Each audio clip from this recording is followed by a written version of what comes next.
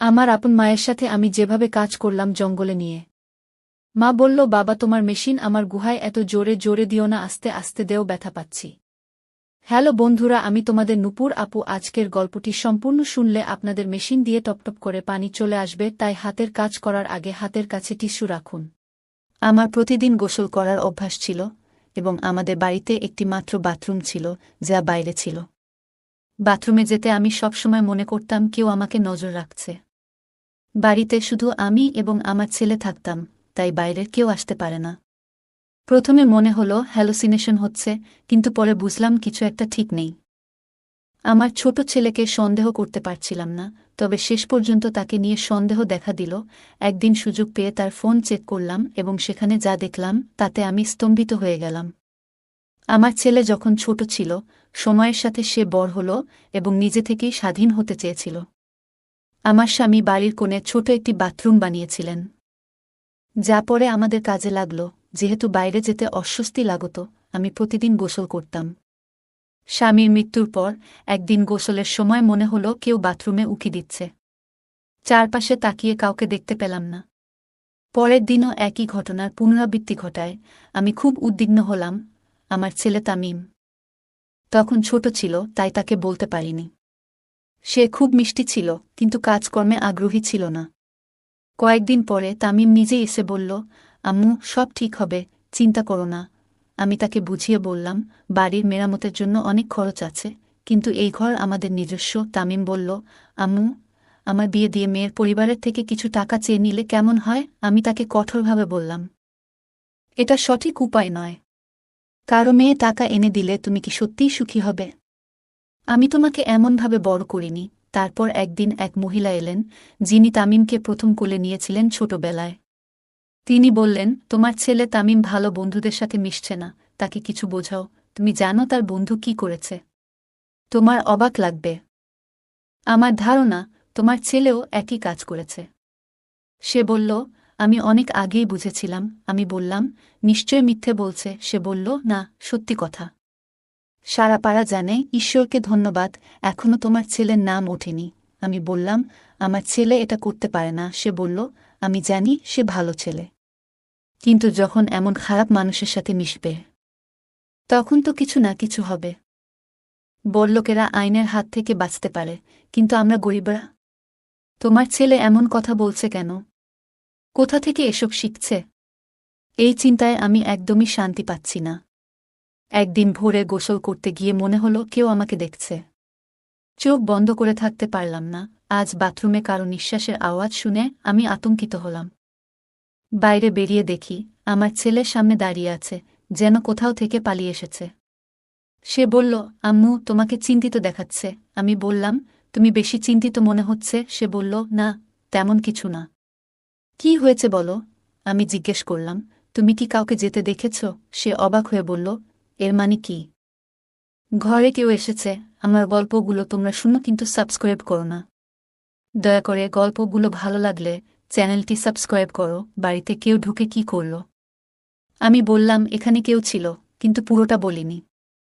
সে বলল, না, কেউ নেই, কিন্তু আমি জানতাম কেউ তো আছেই। আবার একই ঘটনা ঘটল। বাথরুম থেকে বেরোতেই ছেলে দাঁড়িয়ে আছে। আমি স্পষ্ট অনুভব করলাম কেউ আমাকে দেখছে। এই বাড়িতে আর কেউ ছিল না, শুধু আমার ছেলে। কিন্তু সে এটা কিভাবে করতে পারে? আমার গোসল করার সময় কেউ কি আমাকে দেখছে? আমার ছেলে কেন এমন করছে? সে তো আমার নিজের সন্তান। একদিন আমার বন্ধু এসে বলল, তোমার ছেলে অনেক কিছুই জানে, পুরো এলাকার খবর রাখে। সে তানিশার কথা বলল, তার ১৯ বছরের মেয়ে মায়ের কথা বলল। আমি জানতে চাইলাম, কী রকম ভিডিও? তিনি বললেন, এখন একই ভিডিও ভাইরাল হয়ে আলোড়ন তুলছে। আমি জানতে চাইলাম, কে এই ভিডিওটি ছড়িয়েছে? তখন তিনি বললেন, তার স্বামী ভিডিওটি ভাইরাল করেছে এবং বলেছে কিছুদিন পর মানুষ ভুলে যাবে। যদি কেউ প্রশ্ন করে, বলবে ভিডিওটি মিথ্যা। আমি অবাক হয়ে ভাবলাম, কেউ এমনটা করতে পারে। আমি জিজ্ঞেস করলাম, আপনি কিভাবে জানলেন? তিনি বললেন, এসব ব্যাপারে জানা থাকাই ভালো। একজন স্বামী শুধুমাত্র টাকা কামানোর জন্য স্ত্রীর ভিডিও ভাইরাল করছে। আপনি কি ভাবছেন সমাজ কোথায় যাচ্ছে? আমাদের সন্তানদের সঠিকভাবে দেখাশোনা করা উচিত। তার মেয়ে সোনালীর সাথে আমার ছেলের বিয়ে করার কথা ছিল। তবে তার মা শর্ত রেখেছিলেন। আমি বলেছিলাম, এটা ঠিক নয়। আমাদের মতো গরিবের মেয়েরা ধনী পরিবারে বিয়ে করবে না। বুঝতে পারলাম না। আমি তাকে বলেছিলাম, গরিবের ঘরে গরিবের মেয়েরা থাকুক, তুমি যদি চাকরি খুঁজে নাও, আমি তোমাকে সোনালির সাথে বিয়ে দেব। আমি বললাম, তবে তুমি সময় নিতে পারো, কারণ তাড়াহুড়ো করা উচিত নয়। এখন তো সব কিছু আমাদেরই করতে হবে। আমার ছেলে বলল, আম্মু, চাকরি না পেলেও কিছু টাকা পয়সা পেয়েছি, কিন্তু কাজটা ঠিক নয়। আমি জিজ্ঞেস করলাম, এটা ভুল কাজ কি? সে উত্তর দিল, আম্মু, পরে বলবো, এবং চলে গেল। আমি ভাবতে লাগলাম, এই কয়দিনে কি ঘটছে? ছোট ছেলে বা মেয়েদের ফাঁসানো হচ্ছে। আমাদের এলাকা বড় ছিল, অনেক গল্প ছিল। আমার বন্ধু জানত সব। আমি চিন্তিত ছিলাম, আমার ছেলে আগামীকাল কি করবে। কেউ একটা ভিডিও ভাইরাল করেছে, আমারও মনে হচ্ছিল যদি গোসল করি, কেউ আমাকে দেখছে। এই চিন্তায় মন খারাপ হয়ে গেল। আমার স্বামীর সাথে সুখে কাটিয়েছি। এখন এই বয়সে যদি কিছু হয়, কি করব? ছেলে যদি জানতে পারে, সে কিছু করতে পারবে। সে তরুণ, আবেগপ্রবণ, বাথরুম কোণে ছিল, পেছনের রাস্তায় একটা প্রাচীর।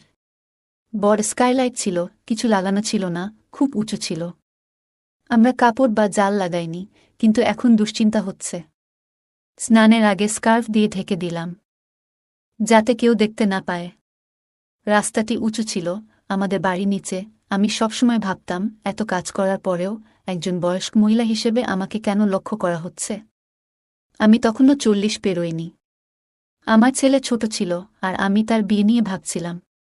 একদিন স্নান শেষে বাইরে এসে দেখি কাপড়টা জায়গা থেকে সরে গেছে। আমার মনটা খুব খারাপ হয়ে গেল। আমি তো কারো ক্ষতি করিনি। কিভাবে বলবো আমার ছেলেকে? আমি ভাবতে লাগলাম, কখন গোসল করি, কখনো সকাল, কখনো দুপুর, কখনো রান্নার পর। গ্রীষ্মে গরমের কারণে দিনে 2বার গোসল করতাম। তাই এতবার গোসল করা অস্বাভাবিক নয়। আমি আমার ছেলেকে বললাম, যখন আমি গোসল করি, মনে হয় কেউ দেখছে। সে বলল, আম্মু, এটা তোমার মনের ভুল, চিন্তা করো না। তার এই কথায় আমি অবাক হলাম। সে এত সহজভাবে নীল কেন? এমন প্রতিক্রিয়া আশা করিনি। যদি কেউ মায়ের বিষয়ে এমন কথা বলে, ছেলে সাধারণত রেগে যায়। কিন্তু আমার ছেলে কোনো মন খারাপ করেনি। আমি ভেবেছিলাম, সে মন খারাপ করবে। সে কেন বলল না যে আমি তার মা, এবং এটি একটা বড় ব্যাপার। তাই আমি নিজেই ভাবলাম, যে এটা করছে, তাকে খুঁজে বের করব। এই বিষয়টি সহজ ছিল না, তবে আমি আমার বন্ধুকে বললাম যে আমি তার ক্যামেরাযুক্ত ফোনটি একদিনের জন্য ধার নিতে চাই। সে জানতে চাইল, কেন? আমি বললাম, পরে বলব।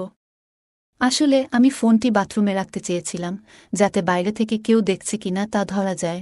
আমি ফোনটি নিয়ে বাথরুমে এমনভাবে রাখলাম, যাতে ক্যামেরা রোশনদানের দিকে থাকে। রেকর্ডিং দেখে আমি চমকে গেলাম। পরের দিনও একই কাজ করলাম। পরে বন্ধুটি ফোন চাইল, বলল তাকে প্রায়ই ব্যবহার করতে হয়। তাই বারবার ফোন চাওয়া সম্ভব ছিল না। আমাদের এত টাকা ছিল না যে বাথরুমটি অন্যত্র স্থানান্তরিত করতে পারতাম। অনেকেই এসে টাকা চাইত, কিন্তু আমার ছেলের কোনো স্থায়ী চাকরি ছিল না। সবাই বলছিল, যৌতুক দিয়ে বিয়ে করিয়ে দাও আর নিজের কাজ শুরু করো। আমি ভাবছিলাম, আজকাল মানুষ ভিডিও থেকে প্রচুর টাকা উপার্জন করছে। কিন্তু এ ধরনের ভিডিও করা সহজ নয়। একজন স্বামী যদি স্ত্রীর ভিডিও ভাইরাল করে, তাহলে সে অনেক টাকা কামাচ্ছে। তাহলে কি একটি ছেলে তার মায়ের ভিডিও ভাইরাল করতে পারে না? যদি কাজ না থাকে আর জীবনে স্থায়ী কিছু না থাকে, এমনকি সে একটি গাড়ির শোরুমেও কাজ করছিল না। আমি তার কাছে গিয়ে বললাম, তুমি যাকে চিন্তা করছো, তার সাথে এমন আচরণ করবে যে সে তার স্ত্রীর ভিডিও ভাইরাল করেছে? আমার ছেলে বিস্মিত হয়ে বলল, আম্মু, তুমি কি বলছো? এসব কথা কোথা থেকে আসছে? তুমি ঠিক আছো তো? আমি এমন কোনো বন্ধুর সাথে কথা বলছি না। আমি বললাম, তাহলে তুমি কি ভিডিওর কথা বলছিলে? আজকাল এমন ভিডিও ভাইরাল হয়, যেখানে মহিলারা নাচে বা অন্য কিছু করছে। আমি তাকে সতর্ক করলাম, যদি আমি জানতে পারি তুমি খারাপ কিছু করেছ, আমি তোমাকে ছাড়ব না। সে বলল, আম্মু, আমি কেন এমন কাজ করব? তুমি যা বলছ তা একেবারে অমূলক। আমি বললাম, তাহলে তুমি কেন বলছো যে তুমি স্নান করতে গেলে বাইরে কেউ দাঁড়িয়ে থাকে? সে প্রথমে অবাক হয়ে গেল এবং পরে বলল, তুমি হয়তো ভুল ভাবছ। কিন্তু আমি তাকে জানিয়ে দিলাম, যদি এমন হয়, তবে তুমি কি করবে? তুমি সেই লোকটিকে আটকাবে? একবার দেখাতে চাও লজ্জা ছাড়াই, দয়া করে এই বাথরুমের স্কাইলাইটটি বন্ধ করুন। যখন তোমার বাবা এটি তৈরি করেছিলেন তখন ছাদ না থাকলেও সমস্যা হতো না, কিন্তু এখন সমাজে যা ঘটছে তা ভাবতেই রাগে লাল হয়ে যাচ্ছি। আমার মনে হয়েছিল তুমি কিছু করবে, কিন্তু তুমি কিছুই না করে বসে আছো। আমার ছেলে অদ্ভুতভাবে বলল, যদি মনে হয় কেউ দেখছে তাহলে বাথরুমে যাবেন না। এটা বলার পর আমি বাথরুমে যাই না। গ্রীষ্মে আমি টয়লেটে স্নান করতে গিয়ে ভয় পেতাম।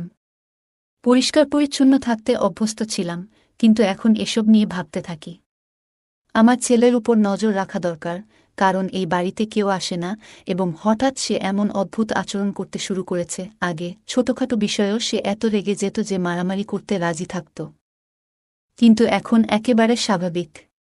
অন্যদিকে দীপালির মা বারবার বলছেন, আমার মেয়ে তোমার ছেলেকে পছন্দ করে, তাকে ভালো একটা কাজ নেয়ার জন্য বলো যাতে তাদের এনগেজমেন্ট হয়। কিন্তু আমার ছেলের দিকে তাকিয়ে আজকাল বুঝতেই পারছি না সে কোন দিকে যাচ্ছে। আমি ভাবছি, কেন কারো মেয়ের জীবন নষ্ট করবে? দীপালিও একজন পাগল ছিল যে আমার ছেলেকে ভালোবাসত। আমি ভাবলাম, যদি সত্যিই তাই হয় তবে তাকে কয়েক বছর অপেক্ষা করতে হবে, কারণ ও আমার বন্ধুর একমাত্র মেয়ে ছিল এবং আমিও তাকে খুব সুন্দর মনে করি। আমি ছেলের উপর নজর রাখতাম যখন সে বাড়িতে থাকত না, আজকাল সে বাড়ির বাইরে থাকত। একদিন আমি খাবার না খেয়ে গোসল করতে যাই। তখন আমি তার রুমে তার ফোন পড়ে থাকতে দেখেছি। আমি ভাবলাম, তার ফোনে কি আছে তা দেখে নেব, কারণ আমি তার মা। আমি ফোনটা চেক করতে পারি, তবে যদি সে ফোনটা লক করে রাখে তাহলে কি করতাম? ফোনটা চালু করার সাথে সাথেই বুঝতে পারলাম সে লক করেনি বা কোনো পাসওয়ার্ডও সেট করেনি। মায়ের কাছ থেকে কিছু লুকানোর দরকার নেই। আমি গ্যালারি খুললাম। সেখানে একটি ভিডিও ছিল। ভিডিওটি খুলতেই আমার হৃদয় ডুবে গিয়েছিল। ভিডিওটি বাথরুমের ছিল। ভিডিওতে যা ঘটছে তা স্পষ্ট ছিল। আমার চোখে জল এসে গেল। আমি বারবার দেখছিলাম যে আরও ভিডিও আছে কিনা, কিন্তু একটি মাত্র ভিডিও ছিল।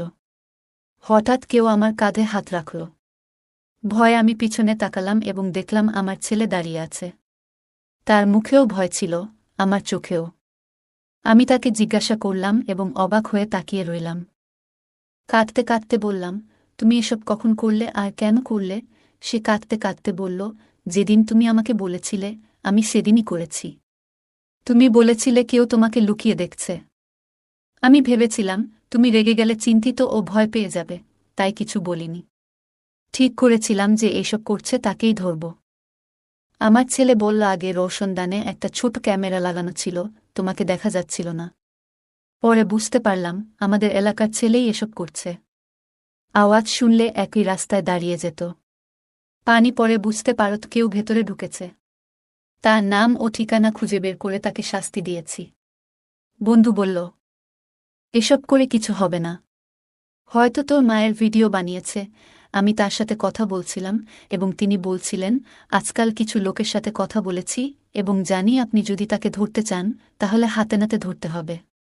সারা পাড়ার সামনে ধরা পড়লে কেউ তাকে সমর্থন করবে না।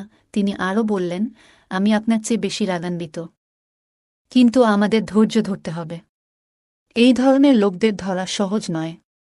আপনি বলেছিলেন যে একটি মেয়ের ভিডিও ভাইরাল হয়েছে এবং এটাও তার কাজ, কিন্তু সে স্বামীকে দোষারোপ করেছে। কোনো স্বামী এটা করতে পারে? এলাকাবাসী কথা বলে সেটাকে গল্পে পরিণত করে। এই ছেলেটি আমাদের পাড়ার সবচেয়ে খারাপ ছেলে। সে অনেক মেয়েকে অপমান করেছে, কখনো কখনো জ্বালাতনও করে, কিন্তু এবার সে আমার হাত থেকে রেহাই পাবে না। আমি ভাবলাম, আমার ছেলে অপরিচিত নয়, তাহলে সে আমার সাথে এমন করল কেন? এই সমাজ কোথায় যাচ্ছে? কিন্তু আমার নিজের উপর খুব রাগ হচ্ছিল। আমার ছেলে একটি সঠিক পরিকল্পনা করেছিল এবং ছেলেটি রওশনদান থেকে মনোযোগ সরালেই তাকে ধরে ফেল।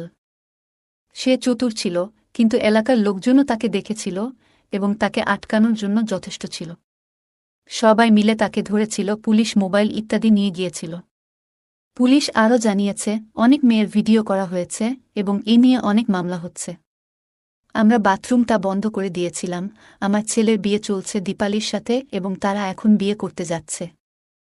তবুও আমি ভাবছি এই ঘটনাগুলি আমার মাথায় আসে এবং আমি খুব রেগে যাই। এইসব আমার বন্ধুত্বের কারণে হয়েছে। সে লোকজনের গল্প বলত। এখন তার মেয়ে আমার বাড়ির বউ হতে যাচ্ছে। যদিও আমার বন্ধু খারাপ ছিল না, কিন্তু তার আচরণ পছন্দ করিনি। আমি ভাবতে লাগলাম, আমার ছেলে কেন এমন করল? আমার ছেলে তো আমার সাথে এমন করতে পারে না। এত ময়লা নিয়ে সে আমার মন ভরে দিয়েছে যে আমি আমার ছেলের কথা খারাপ ভাবতে শুরু করলাম। কিভাবে আমি আমার ছেলেকে বড় করেছি, আমি তাকে সঠিক কাজ শিখিয়েছিলাম, তবে আমাদের সমাজে অনেক অপ্রত্যাশিত ঘটনা ঘটে। আপনার জীবনে কি কখনো এমন কিছু ঘটেছে? অনেকেই এমন পরিস্থিতির মুখোমুখি হয়েছে। পুলিশ তাকে ছেড়ে দেয়নি কারণ তার বাঁচানোর মতো কেউ ছিল না। পুলিশ তাকে গ্রেফতার করেছে এবং শাস্তি হওয়া উচিত কারণ কারো মেয়ের সম্মান নিয়ে খেলা অপরাধ। আমি স্বস্তি পেলাম, কারণ আমার ছেলে এটা জানতে পারেনি। নইলে সে সারা জীবন আমাকে কিভাবে ভাবত। গল্পটা কেমন লাগলো জানাতে ভুলবে না। আরও মজার মজার রোমান্টিক গল্প শুনতে চাইলে ভিডিওটি লাইক, শেয়ার এবং চ্যানেলটি সাবস্ক্রাইব করতে ভুলবে না। ধন্যবাদ।